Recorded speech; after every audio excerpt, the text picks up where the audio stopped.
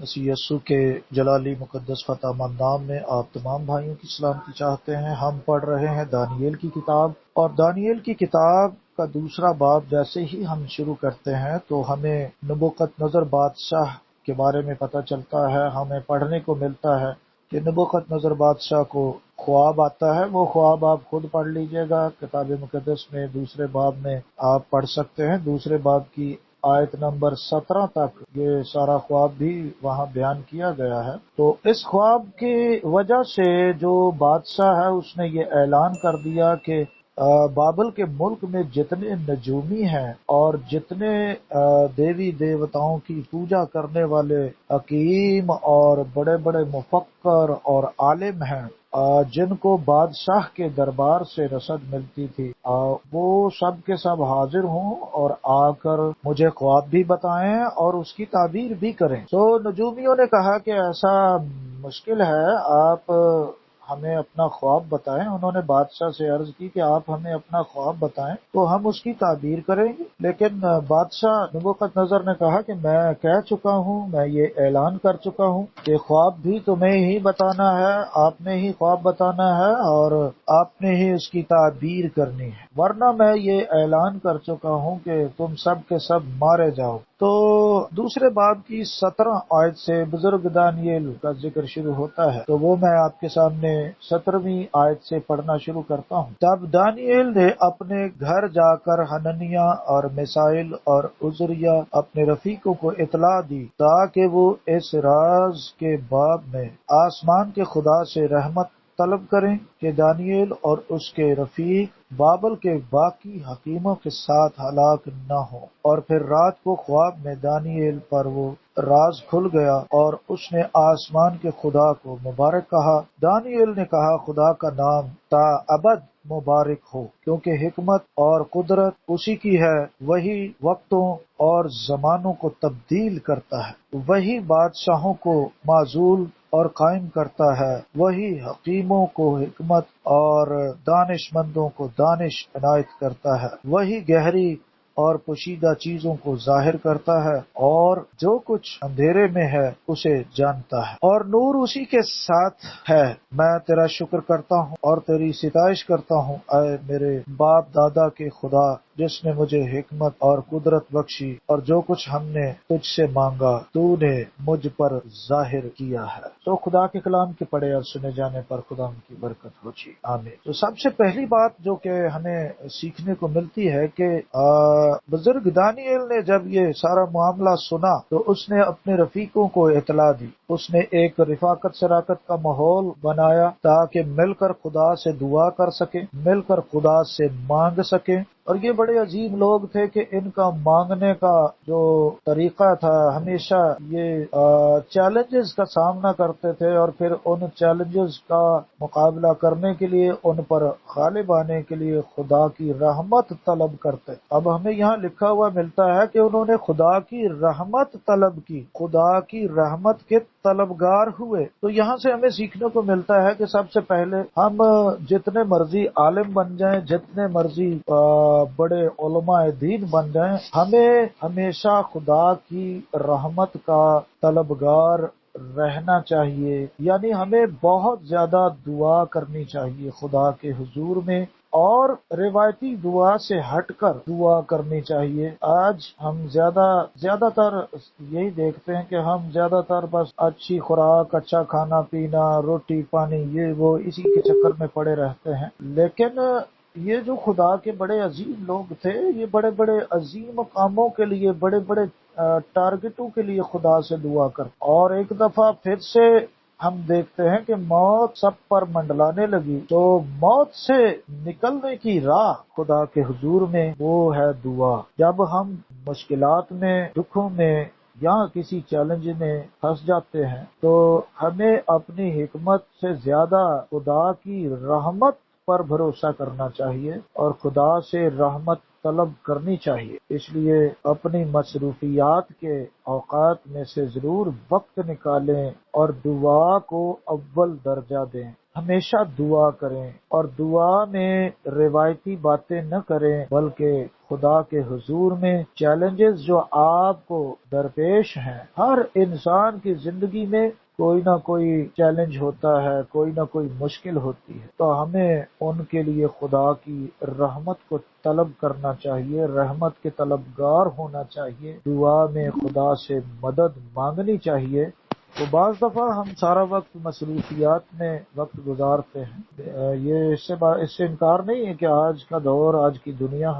ہم لوگ بہت مصروف ہوتے ہیں، لیکن ہمیں اپنے خدا کے حضور میں چیلنجز کو لے کر جانا چاہیے۔ تو بزرگ دانیل کے سامنے اس وقت یہ بڑا چیلنج تھا کہ خواب بھی بتانا ہے بادشاہ کو اور اس کی تعبیر بھی بتانی ہے، اس لیے اس نے اپنے ساتھیوں سے، اپنے رفیقوں سے کہا کہ ہمیں اس راز کے باب میں آسمان کے خدا سے رحمت طلب کرنی چاہیے۔ سو دانیل اور اس کے رفیق بابل کے باقی حکیموں کے ساتھ ہلاک نہ ہو، یہ خطرہ تھا، ہلاکت کا خطرہ تھا۔ اگر وہ خواب نہ بتائیں اور اس کی تعبیر نہ بتائیں تو بادشاہ کا یہ حکم ہو چکا تھا کہ سب جتنے بھی حکیم ہیں، جتنے بھی عالم ہیں بابل کے اندر، سب کو مار دیا جائے۔ سو جب انہوں نے خدا سے دعا کی، خدا سے منت کی اور خدا کی رحمت پر بھروسہ کیا، تو 19ویں آیت میں لکھا ہے، پھر رات کو خواب میں دانیل پر وہ راز کھل گیا، یعنی وہ خواب جو نبوکت نظر بادشاہ کو دکھائی دیا سوتے میں، وہی خواب بزرگ دانیل پر وہ راز کھل گیا۔ تو خدا راز کھولتا ہے، خدا حکمت دیتا ہے، اس کی رحمت، اس کا فضل جس پر بھی ہو، وہ میں نے پچھلی دفعہ بھی بتایا تھا کہ وہ بہت زیادہ حکمت سے بھر جاتا ہے، لیکن اس کا ہرگز یہ مطلب نہیں کہ ہمیں اپنی حکمت پر بھروسہ کر لینا چاہیے، بلکہ بلا ناغہ خدا کے حضور میں مانگتے رہیں اور مانگنا کیا ہے، آسمانی رحمت ہم پر اگر نازل ہوتی رہے گی تو ہم ہر طرح کے چیلنج کا سامنا کر سکتے ہیں۔ سو بزرگ دانیل نے اور اس کے ساتھیوں نے جب دعا کی تو پھر رات کو خواب میں دانیل پر وہ راز کھل گیا اور اس نے آسمان کے خدا کو مبارک کہا۔ اس لیے جو خدا پرست لوگ ہیں وہ خدا کے محرم راز ہیں، اور یہی ہمارا آج کا مضمون ہے کہ وہ لوگ جو خدا سے ڈرتے ہیں، خدا کے حکموں کو مانتے ہیں اور خدا کے کلام پر، خدا کی رحمت پر توکل کرتے ہیں، وہ خدا کے رحمت سے معمور ہوتے ہیں، جیسا کہ امثال کی کتاب 3 باب اور آیت نمبر 32 میں لکھا ہوا ہے، کیونکہ کاجروں سے خداوند کو نفرت ہے لیکن راست باز اس کے محرم راز ہیں۔ کاجروں سے خداوند کو نفرت ہے لیکن راست باز اس کے محرم راز ہیں، یعنی خدا کے محرم ہیں، خدا ان پر راز کھولتا ہے۔ اس طرح سے ہم دیکھتے ہیں کہ خدا کے بندہ دانیل پر خدا نے وہ راز کھول دیا، کیونکہ وہ راست باز تھا، خدا کا بندہ تھا، اور خدا کے کلام کی خاطر ابھی تک جو ہم نے پڑھا ہے کہ وہ کئی دفعہ اپنی جان کو خطرے میں ڈال چکا ہے، اور ہر بار خدا نے اسے محفوظ رکھا، خدا نے اسے بچایا۔ تو آج ہم دیکھ رہے ہیں کہ ایک خواب کی وجہ سے موت پھر ان کے سر پر آ کر منڈلانے لگی، تو وہ ہر دفعہ خدا کے حضور میں دعا کرتے تھے اور خدا سے رحمت طلب کرتے تھے۔ سو راز کھل گیا اور اس نے آسمان کے خدا کو مبارک کہا۔ اس کے بعد بزرگ دانیل نے خدا کی شکر گزاری کی۔ آیت نمبر 20 میں لکھا ہے کہ دانیل نے کہا، خدا کا نام تا ابد مبارک ہو، کیونکہ حکمت اور قدرت اسی کی ہے، وہی وقتوں اور زمانوں کو تبدیل کرتا ہے۔ سو وقت آتے جاتے رہتے ہیں، کبھی مشکل وقت آتا ہے، کبھی آسان وقت آتا ہے، وقت تبدیل کرنے کی قدرت خدا کے حضور میں ہے۔ ہم کئی دفعہ وقت کے دھارے میں بہہ جاتے ہیں، اگر وقت برا چل رہا ہو تو ہمارا حوصلہ پست ہو جاتا ہے اور ہم ہمت ہار جاتے ہیں، بزرگ دانیل نے خدا کا شکر کیا کہ تو یہ وقت جو ہے ہم پر بنا ہوا ہے اسے تو تبدیل کرنے کی قدرت رکھتا ہے، اور تو نے کیا ہے کیونکہ تو نے سارا راز کھول دیا ہے۔ لہذا یہ جب خواب میں بادشاہ کو بتا دوں گا تو یہ جو مشکل وقت ہے یہ تبدیل ہو جائے گا، آسانی میں تبدیل ہو جائے گا، کیونکہ وہی بادشاہوں کو معزول اور قائم کرتا ہے، وہی حکیموں کو حکمت اور دانش مندوں کو دانش عنایت کرتا ہے، وہی گہری اور پوشیدہ چیزوں کو ظاہر کرتا ہے، اور جو کچھ اندھیرے میں ہے اسے جانتا ہے، اور نور اسی کے ساتھ ہے۔ میں تیرا شکر کرتا ہوں اور تیری ستائش کرتا ہوں، اے میرے باپ دادا کے خدا، جس نے مجھے حکمت اور قدرت بخشی، اور جو کچھ ہم نے تجھ سے مانگا تو نے مجھ پر ظاہر کیا۔ تو آج ہم صرف یہیں تک رہیں گے کہ خدا ظاہر کرتا ہے اپنے لوگوں پر، خدا اپنے لوگوں کو مشکل وقت میں سنبھالتا ہے، بشرطے کہ ہم پورے ایمان کے ساتھ اس سے دعا مانگیں اور روایتی باتوں سے ہٹ کر چیلنجز کا سامنا کرنے کے لیے خدا سے رحمت طلب کریں، تو خدا بہت زیادہ مدد کرتا ہے، کیونکہ خدا ہر دفعہ وعدہ بھی کرتا ہے۔ اسی طرح سے خدا کا وعدہ ہمیں بزرگ دانیل کی کتاب سے پہلے یرمیہ کی کتاب اور اس کے 33ویں باب کی دوسری آیت میں یہ ملتا ہے۔ یرمیہ 33ویں باب کی دوسری آیت میں پڑھ رہا ہوں آپ کے سامنے۔ یہاں لکھا ہے، خداوند جو پورا کرتا ہے اور بناتا اور قائم کرتا ہے، جس کا نام یہوہ ہے، یوں فرماتا ہے کہ مجھے پکار، یعنی مجھ سے دعا کر، پکار مجھے جب تو مشکل وقت میں ہو تو مجھے پکار، جب تجھ پر برا وقت ہو تو مجھے پکار، جب مشکل وقت ہو، جب برا وقت ہو، جب آزمائش ہو تو مجھے پکار۔ اور لکھا ہے، اور میں تجھے جواب دوں گا، جس طرح سے بزرگ دانیل کو جواب دیا گیا۔ انہوں نے پکارا، انہوں نے دعا کی۔ میں یقین جانیے یہ بات آپ کو کہنا چاہتا ہوں کہ دعا کو سب سے زیادہ اہمیت اپنی زندگی میں دینی چاہیے۔ ہم جتنا مرضی سرفراز ہو جائیں، جتنا مرضی ہمارے پاس مال و دولت آ جائے، حکمت اور دانائی آ جائے، پھر بھی بلا ناغہ دعا ضرور کریں، خدا سے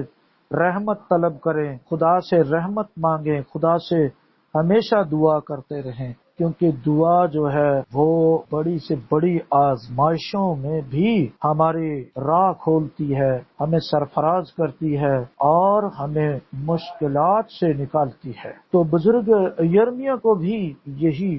سکھایا گیا کہ میں تجھے جواب دوں گا، اور نہ صرف جواب دوں گا، لکھا ہے، اور بڑی بڑی اور گہری باتیں جن کو تو نہیں جانتا تجھ پر ظاہر کروں گا، بڑی بڑی باتیں جن کو تو نہیں جانتا تجھ پر ظاہر کروں گا۔ جیسا کہ ہم دیکھ رہے ہیں کہ بزرگ دانیل اگرچہ خواب کو نہیں جانتے تھے، لیکن جب انہوں نے دعا مانگی، جب انہوں نے خدا کو پکارا، جب انہوں نے خدا کے حضور میں منت کی، رحمت طلب کی، تو خدا ان پر سارے راز کھول دیتا ہے، اور وہ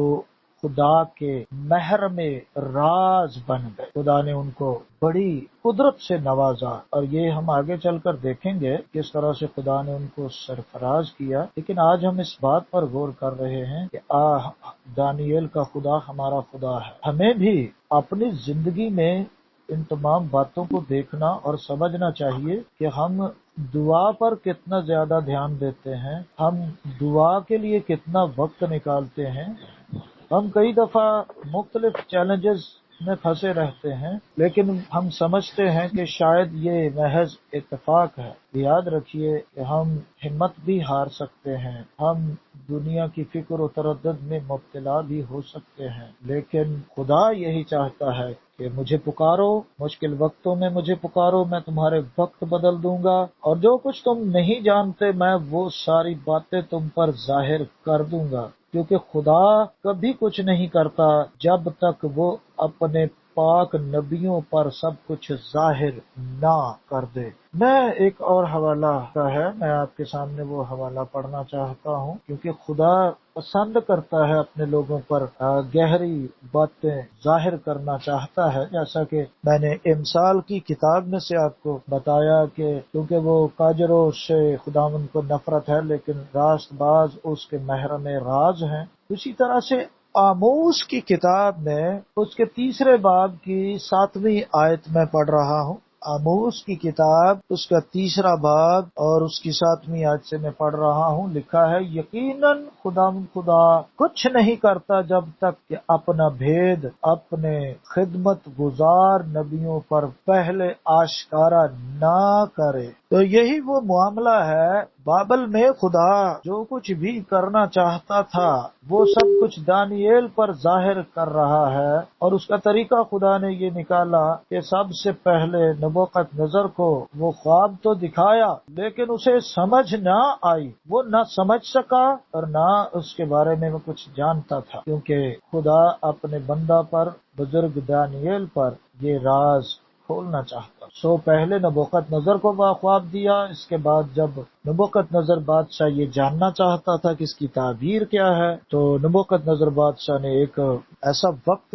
کھڑا کر دیا، مشکل وقت لوگوں کے لیے بن گیا، جس میں بزرگ دانییل اور اس کے رفیقوں نے خدا کی رحمت کو طلب کیا، دعا مانگی، پکارا، گڑ گڑائے خدا کے سامنے، تو خدا نے خواب میں وہ سارا راز ان پر کھول دیا۔ اس طرح سے وہ لوگ سرفراز ہوتے تھے، وہ ایک دو لوگ نظر آتے ہیں جنہوں نے مملکتوں کو بدل دیا، جنہوں نے پوری حکومتوں کو بدل دیا، کیونکہ ایک تو وہ خدا کے کلام کو مانتے تھے اور دوسرا کہ وہ دعا کو بہت یاد رکھیں، جو انقلابی کام ہوتا ہے وہ دعا کے ساتھ ہوتا ہے۔ ہم جتنا زیادہ دعا کریں گے اتنا زیادہ خدا کے قریب رہیں گے، یہ ہم سب جانتے ہیں، یہ کوئی نئی بات نہیں ہے۔ دعا کی اہمیت تمام دنیا کے اندر، ساری دنیا کے اندر سارے علماء دین یہ جانتے ہیں کہ ہم جب بھی خدا سے دعا کرتے ہیں، یوں سمجھ لیں کہ میں ان تمام باتوں کو ریویژن کر رہا ہوں، آپ کو